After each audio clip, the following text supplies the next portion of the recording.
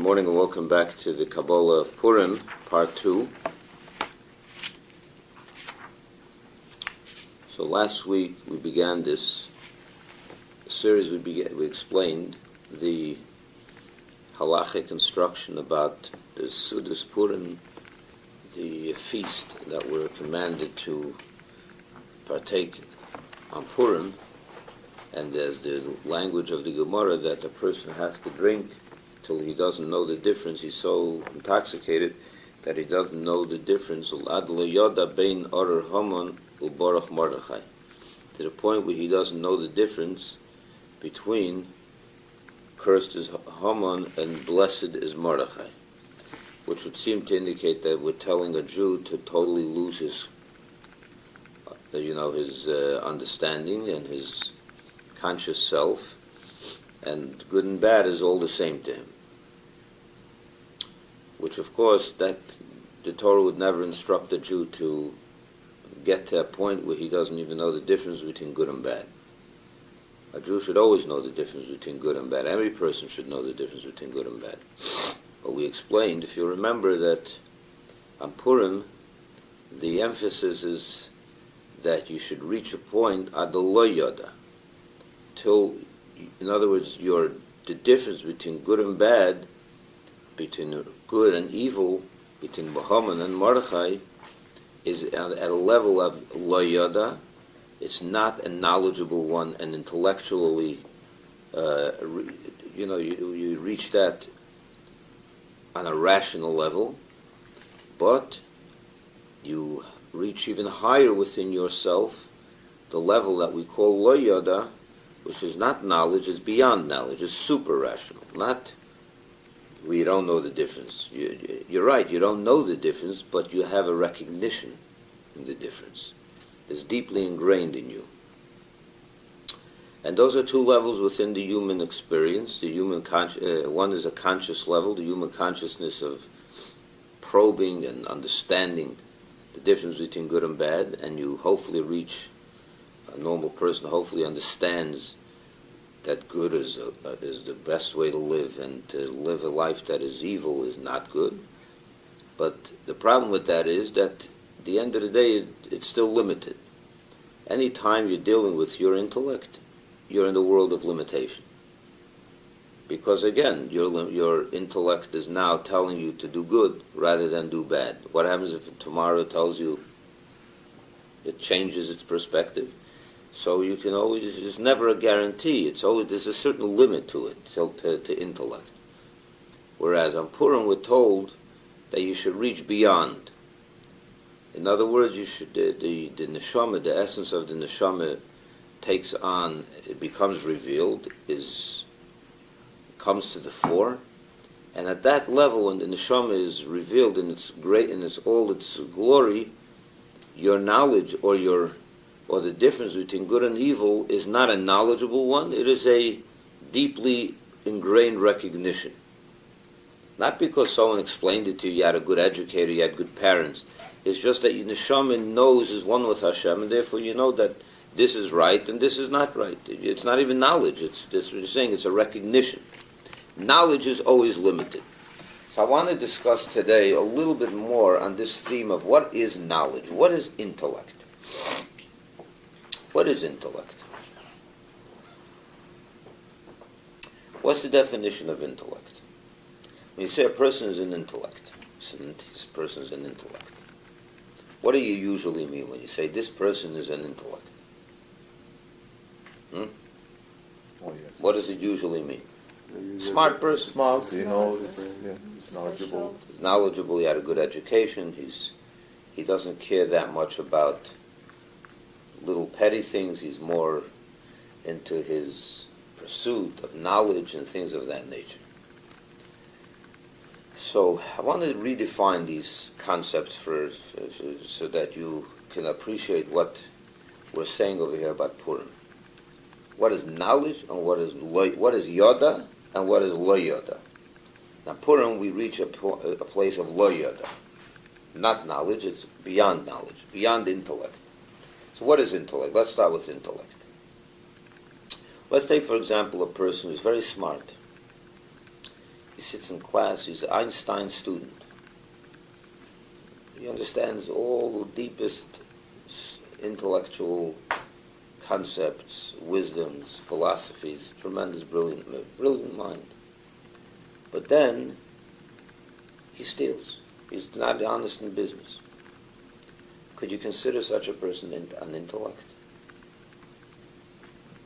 Could you? Why not? He's still smart. He still enjoys a good class. He still enjoys a good intellectual conversation for an hour or two. Tomorrow he steals. But even in 2 hours he steals. But right now he enjoys intellect. Why is he not? Why would we not consider him an intellect? Huh? He doesn't implement what he knows, the consequences Yeah. of stealing. It's not just about implementation. It's much more than that. Even before the implementation. What is this person? What is this person that steals? He's basically interested in his self-centered pursuits. He doesn't care about intellect, really, at the deepest level, because certainly at an intellectual, if he thought about his act of stealing, he would come to the conclusion that stealing is the wrong thing to do. It's not as he doesn't know that stealing is bad. He knows that stealing is bad, yet he steals. In other words, what does that mean? That his self-interest overpowers his intellectual pursuit, his intellectual interest, and so on and so forth. In other words, his intellectual interest. He's a smart person. God gave him good talents, so he understands everything well. But at some level, he's like an animal. What is an animal? Well, an animal doesn't have a set of brains. An animal also has brains. But the animal uses it in the pursuit of self-centered pursuits. That's what the animal is. That's what an animal is. An animal doesn't know how to figure out how to get his next lunch. He does.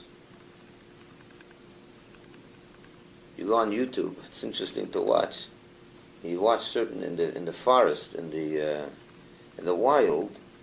They have sometimes beautiful videos of tigers and lions and how smart they are, how they figure out how to get their prey, and you can watch the whole thing on video.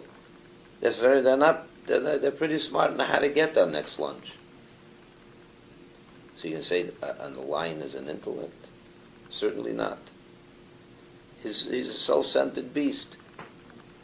A person is obviously infinitely greater than an animal in his intellectual ability. But what makes a human being? What's the definition of human intellect, really? Let's try to understand that for a minute. It's just to be smart and understand concepts. That's not what intellect is. That animals also have. You understand what they need to understand, they also understand. Intellect means the pursuit of truth. That's what intellect is. Intellect means the pursuit of truth. That's the raw definition of intellect. When you say a person is an intellect, it's not that he's smart. It's good, it's helpful to be smart, but that's not what intellect is. Intellect is a person who is in the pursuit of the absolute truth. He takes nothing for granted. Intellect takes nothing for granted. Intellect asks and asks and acts and probes further, deeper, wider, wants to get to the ultimate truth. That's what intellect is. Because if you're not looking for the truth, then what are you doing? Then you're an animal looking for lunch. So you're a sophisticated animal looking not for lunch, you're looking for a nice house, a nice whatever.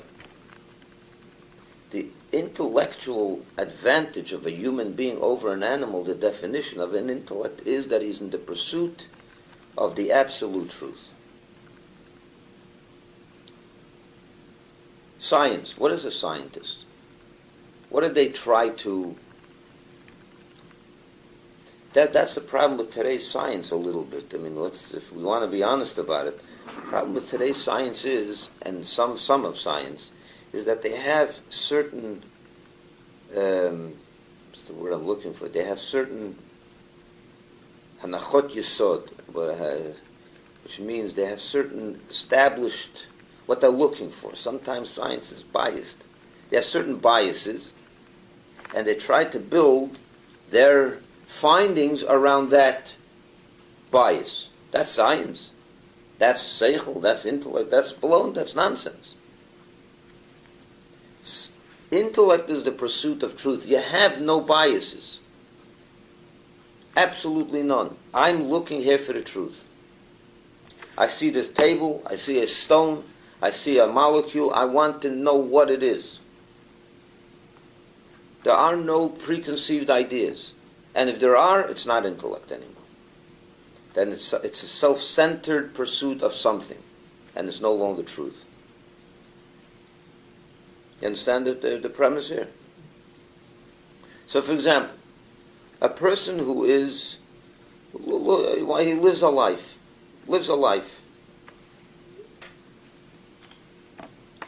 and he looks to live a life of goodness. He understands that acquiring more money and more possessions and more, physical pleasures is not the ultimate life for a human being. He's a little bit higher level person. And he wants the truth. He wants a real, true, good life. What's he going to do? He's going to pursue goodness, truth. What's he going to find? He'll find that Torah is true, that the mitzvahs are true, that God is true. Yeah, such a person who's looking for the ultimate experience in life that's going to be connected to the highest level of goodness, which is not a nice car and a nice house. He has that sophistication to understand that that's not life. That's not what good life is. What is good life? Hashem. Why Hashem? Because that makes for a perfect human being. You want to maximize your own potential. So how are you going to maximize your potential for good? You're going to look for the ultimate good. What's the ultimate good? Godliness. Right? So you say, that's great. That's an intellect, no? He's looking for the truth. Is he really? If you think about that, let's take that for a moment. Is this person looking for the ultimate truth? He finds God. Did he look for the truth? I can argue that not. Why? What was his premise? He had a bias here. What was his bias? To get close to Hashem? His bias was, I want to live the best possible lifestyle. The holiest possible lifestyle. The most true possible lifestyle. The chayim tovim amitiyim. Really, truthfully good life. What's a true good life? Shabbos, mitzvahs, godliness, higher things. But is it the real pursuit for the truth? Could you say that this person has no bias whatsoever? No, he's looking for his own self-perfection. You're looking for your self-perfection, you're not in the world of intellect anymore. You have a bias. So he's a ganav, and he's a holier person. But it's both coming from the same premise, from the same bias. The ganav is on a lower level selfish person. This person is a much higher self-centered person. Obviously, this person is going to jail, and this person is going to be put on a pedestal. But they're both coming from the same bias. They're not looking for the truth. They're not in a pure search for the truth. I want to define intellect here, so that you understand what is Yoda first. First we have to understand what is the level of Yoda, which is not Purim, before Purim. Then we can reach the higher level of Lo Yoda. What's Yoda? We don't even know what Yoda means. How deep Yoda can be. All I described till now is not even Yoda. It's not even real intellect. It's not even a pure search for the truth. Pure search for the truth. Pure intellect means a pure search for the truth. And pure search for the truth means there's no preconceived ideas. Nothing, not even my own self-preservation, my own self search for shleimut, for completeness, for none of that. Because then you're not looking for the truth anymore. What you're looking for is for yourself. You're looking for your best way to live. Thank you very much. So you think it's Torah, you think it's stealing from another person. That's not yet the truth. That's not the truth yet. Certainly better than being a Staganev, no question about that. Halavai, everyone was looking for us a selfish, ultimate truth. Okay, it could be worse, right? But when we're talking about the ultimate experience of intellect, which we're going to say in a minute, it's not enough. It's got its limits. We're not even there yet. A person that looks for schar, for reward, because schar could mean I want reward in heaven. Schar could mean I want in this world to live the best possible life. He's not looking for it. He's not ultimately looking for the pure truth. He's looking for himself. He's out for himself. He's out for himself, basically. So he's smart. He had a good teacher. He has a good head. And he understands that a good self you're not going to find in Shakespeare or in the worldly pleasures. You're going to find it in holier and higher things. So he'll be a person that gives tzedakah, he'll be a person that's kind, he'll be a person that learns, he'll be a person that davens. He wants for himself the best. What's the best in this world? Hashem. Is there anything better than Hashem? But is he looking for God or is he looking for himself? He's looking for himself. That's not intellect. That's not even Yoda yet. Yoda means there's absolutely no... In other words, intellect has there's no beginning point. It's the ultimate search for the truth. You don't even take yourself for granted. You don't take anything for granted. Scientific truths take certain things for granted. For example, a scientist that goes into the lab and studying something, examining something, they want to know what is the ultimate existence. So they'll break down the thing till low, to more, break it further till the atoms and so on and so forth. Let's take this table. You call a team of scientists, try to define to me what really lies at the core essence of this table. And they'll break it apart, they'll put it in machines, and they'll have a whole 2 weeks study on it.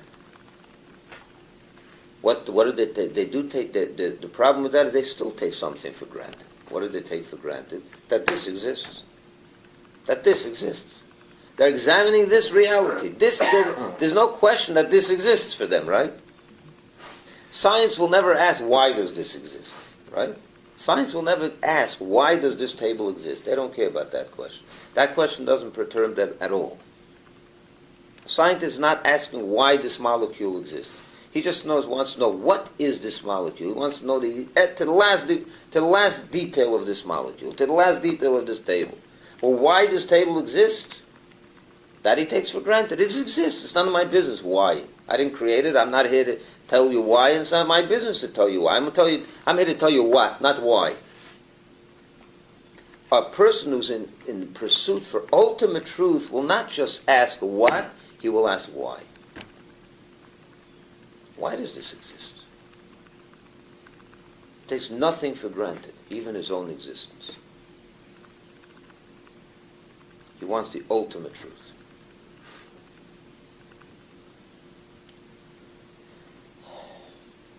The problem is that, and here's the difference between Yoda and Lo Yoda. The highest level of intellect, the ultimate pursuit for the truth, one thing you can't run away from is your own existence. I'm looking for the truth. There's an I who's looking for that truth.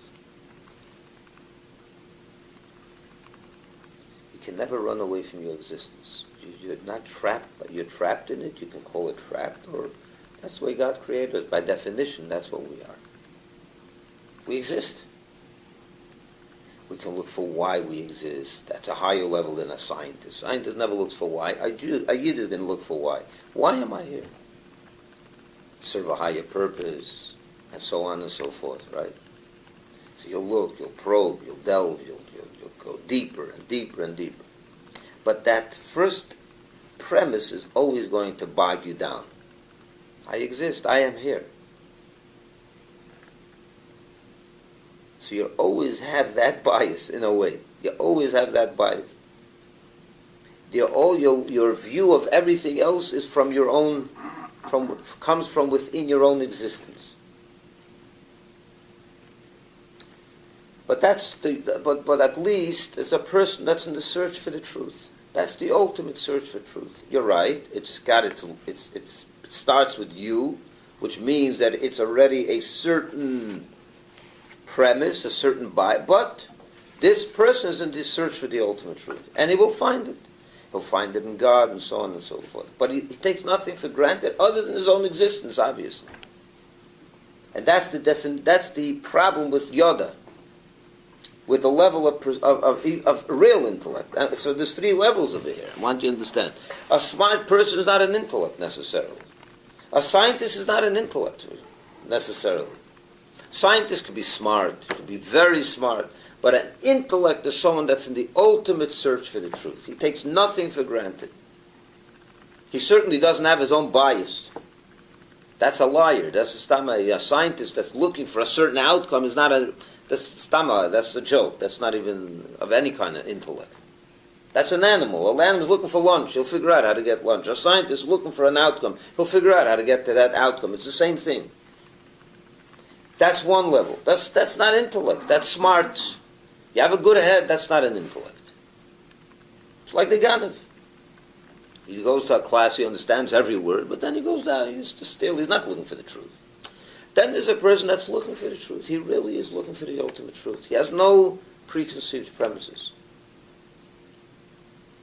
And that's the definition of seichel, by the way, of intellect, but the pursuit for the truth. Usually people that look for the ultimate truth will find it in Torah, because that's the truth, because that is the ultimate truth. The person that's at the level he's really looking for the truth, and not that many people like that, by the way, that they're truthfully in a search for the truth. But there are people like that. They'll find it, they'll find God. Such people will find God. Well, how did they find it? They found it from their own seichel. What's the power of a Yid? What is the ultimate power of a Yid? So before we get to the ultimate power of a Yid, so the second level is Yoda. The level of a pursuit for the truth, and you find that truth. Your intellect guides you to find that truth. Where do you find it? In Torah mitzvahs, let's say. You find it in devoting yourself. This must be the truth as it's laid out to us in the Torah. It's Hashem Echad. There's only one existence. You go further and further, you realize nothing really else exists. The only existence is Hashem, and so on. What's the problem with that? Why is Yoda not enough? This is the highest level of intellect. This is the pursuit of truth. What could you be more than that? What's the limitation there? The limitation is that at the end of the day, intellect, anything you reach through your intellect, begins with you. It begins with you. It doesn't begin with God.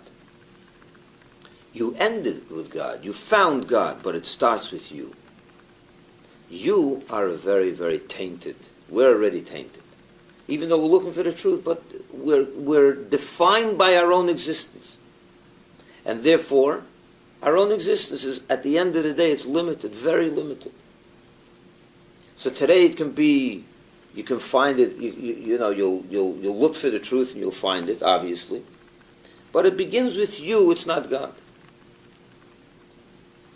If it begins with you, then it's all it's the human pursuit for something higher, which again is limited by the human limitations. As high and as good as that can be, it's still limited with the human limitations.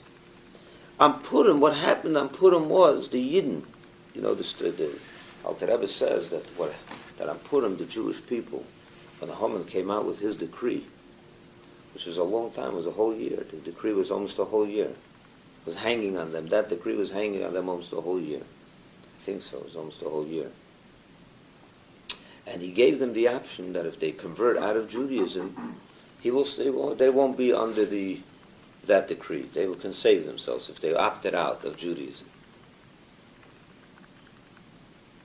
And yet, it says that no Jew, it didn't even occur to them as a viable option to opt out of it, to leave Judaism. It didn't even occur to them that that's something they should do or consider. They never even thought of it as a practical, viable option for them. In other words, they were complete mesiras nefesh, total self-sacrifice. I'm ready to go down as a Jew rather than opt out.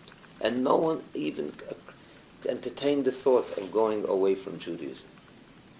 In other words, in that year or that time, the neshama somehow burst out in its complete full revelation. What's a neshama? When you're coming from the neshama point of view, what's the neshama?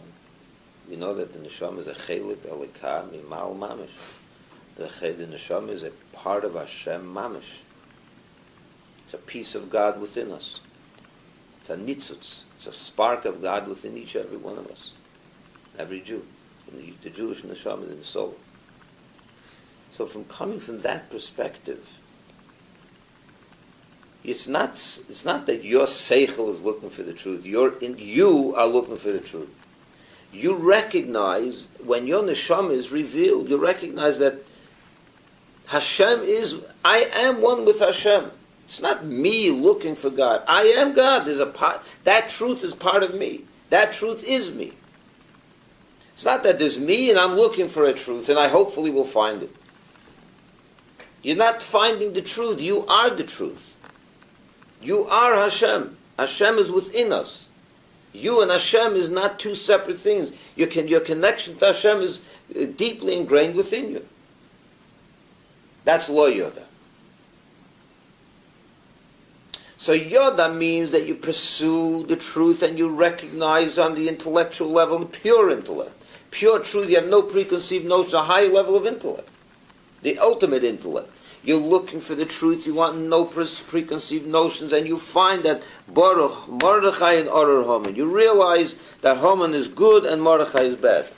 A person who's looking for the truth is going to definitely know that a Haman is bad and Mordechai is good.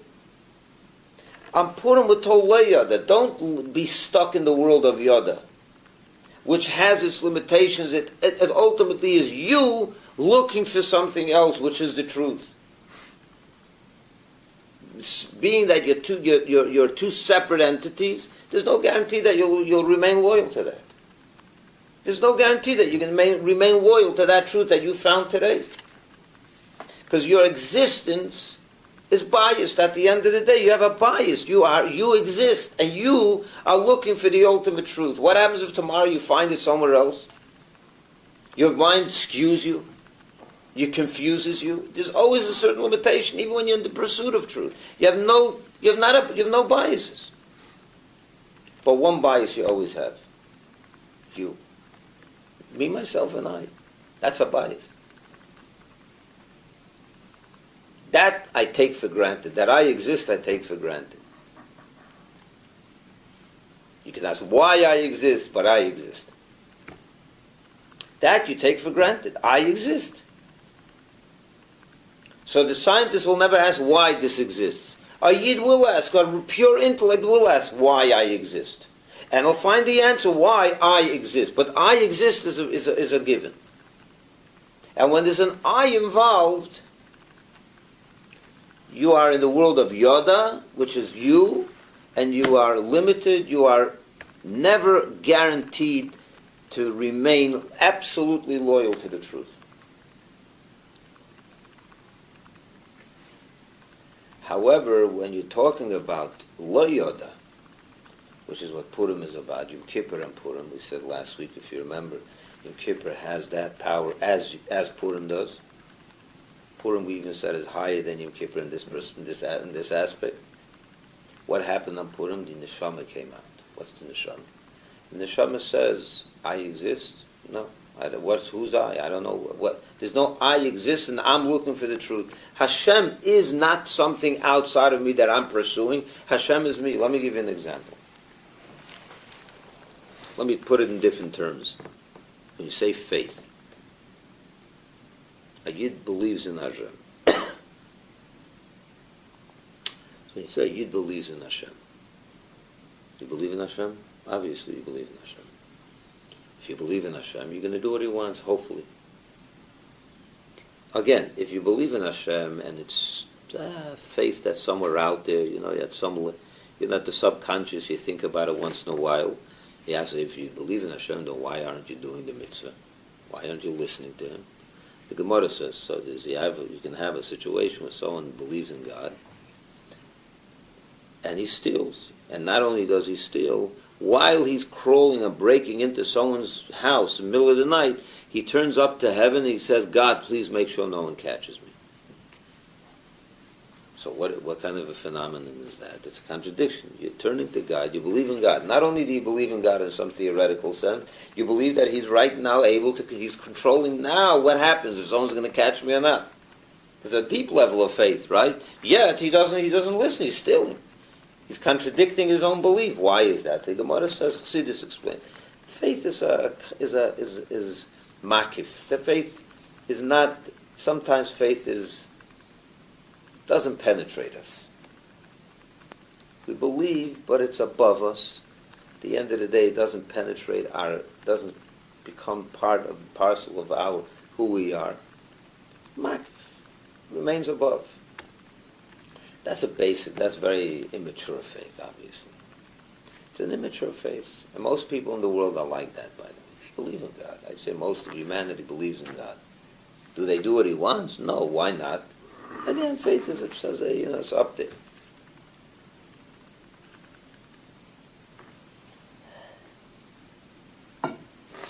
So faith doesn't always mean you're going to listen to Hashem. Correct? What is the real goal? What's the ultimate goal? The ultimate goal is that you should take that faith and bring it down into your mind, into your heart, that it penetrates, you understand your faith, you feel your faith, and then you'll do what Hashem wants. What causes a person to do what Hashem wants? When his faith is real. What does real mean? It penetrated, it doesn't hover above us. It penetrated our mind, it penetrated our heart, and we think like, in other words, it has become part of us. Such a person will probably fulfill the mitzvahs of God. But here's my next step. Will such a person be ready to die for God?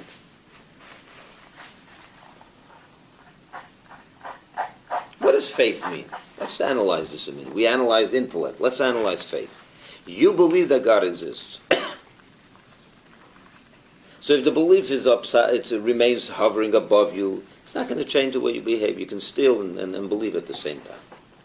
You hope that belief that God exists penetrates your mind, it penetrates your intellect, it penetrates your feelings, your heart, and you're going to live according to that faith. Correct? Because you know that that's true. You don't only believe it because your mother told you. I know it. I thought about it. I made it part of my own thinking process. I really believe in it, and I really know it, and I really relate to it. Such a person will keep Shabbat, will do the mitzvahs, will do the right thing. He'll treat people with respect. He won't steal. He won't be dishonest, and so on. Will he die for this faith? Will he be ready to die for this faith?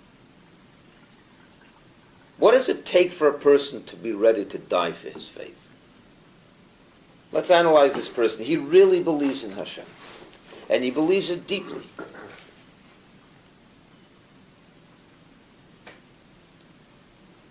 So God exists. He's 100% sure that God exists. And he understands it. And therefore he's going to live his life according to God's will.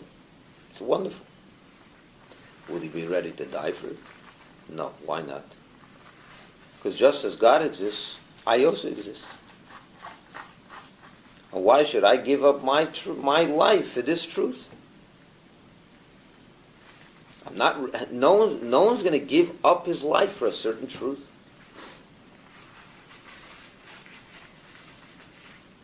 Who's going to give up his life because he found the truth? At the end of the day, that truth is important to me, but my truth, my existence is more important. And that's why most people will not die for their faith. No one's dying for their faith so fast. They believe. It's not that they don't believe. Oh, you weren't ready to die means you don't believe. That's not true. They do believe. But what is it? So what's lacking?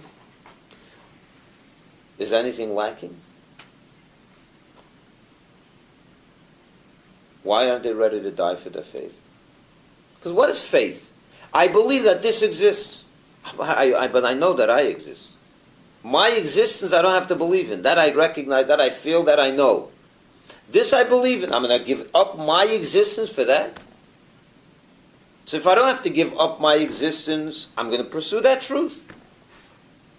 That's going to be, if I find that that's the truth, I'm going to live accordingly.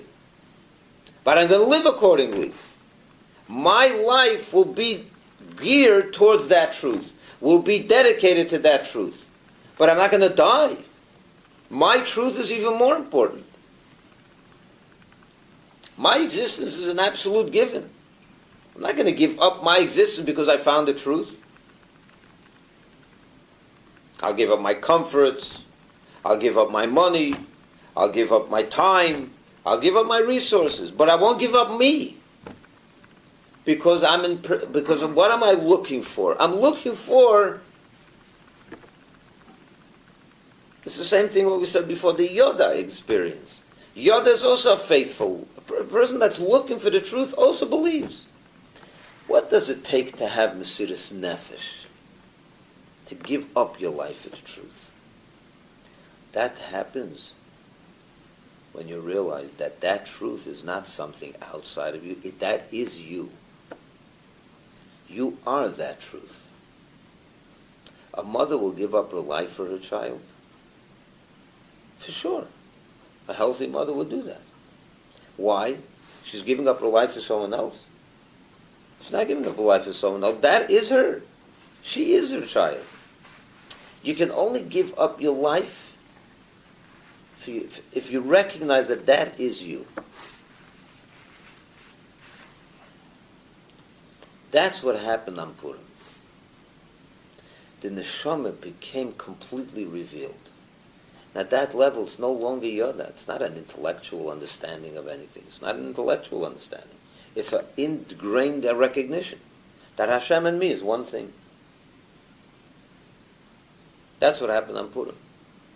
The neshama became revealed completely. The essence became revealed. Do we live according to that every day of the year? No, we don't. Every day of the year we live a Yoda lifestyle, a Yoda commitment to God.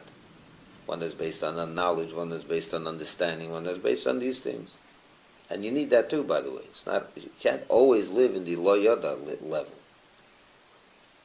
Because you have to, because Hashem wants to penetrate every part of our existence. He wants our mind to be part of it. He wants our feelings to be part of His reality, to recognize His reality, to be one with Him.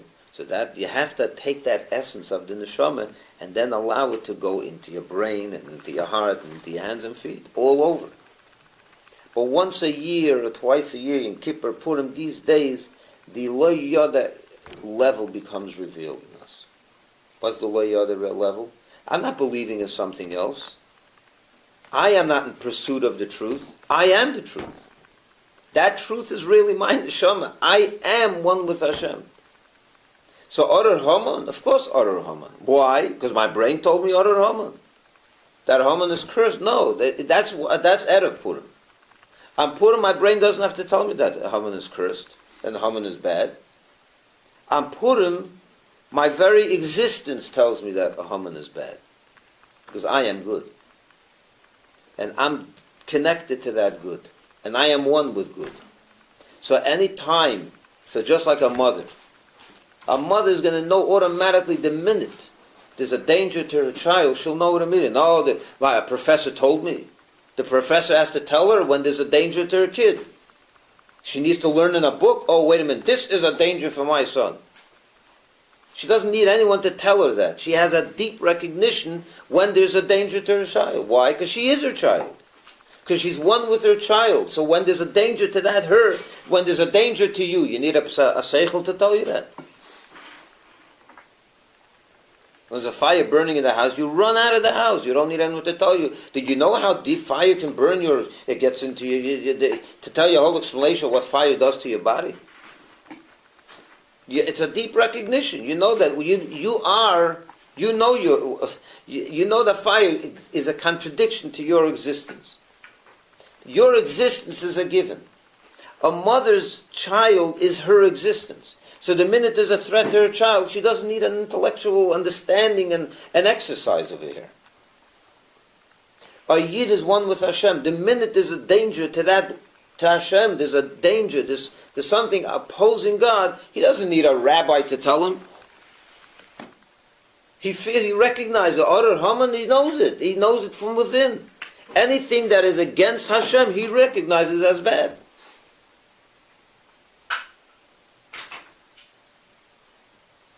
That's a deep, but it's not so posh, it's not so simple to reach a level like that. That's a neshama zach. That's really the ultimate experience of the neshama. To recognize, you have to understand, sitting around this table and hearing it explained, yeah, you can appreciate it. But to put it to the test, to give up you know what it means to give up your life? It's not easy. It's very, very hard.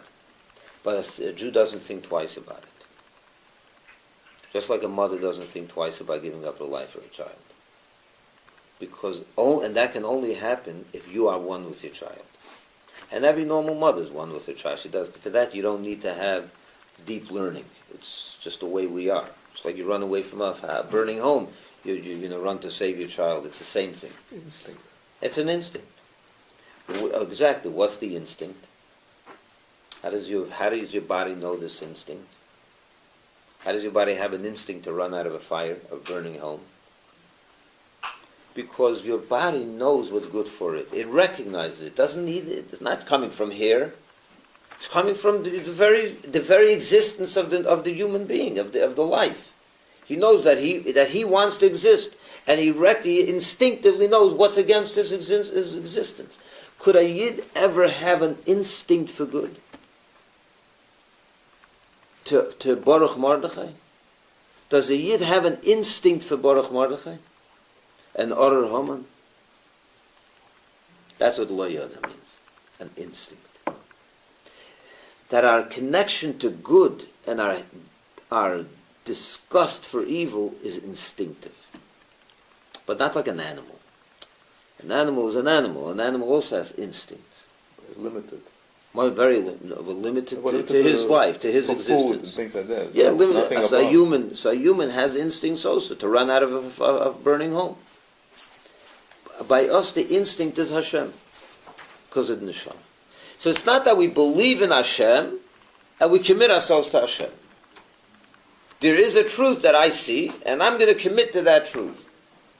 If that's the way you take godliness, you'll be committed to live. You'll live like a Jew, but you'll never die. You'll never die for it, because ultimately your existence is much more important than Hashem's existence. But Lo Yada means that you have an instinct for God. It's not that you believe that Hashem is true, and you see that truth, and you commit yourself to that truth. If you don't recognize that you are that truth,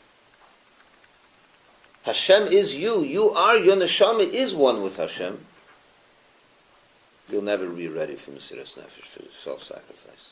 You can't. But if you do recognize that that neshama is you,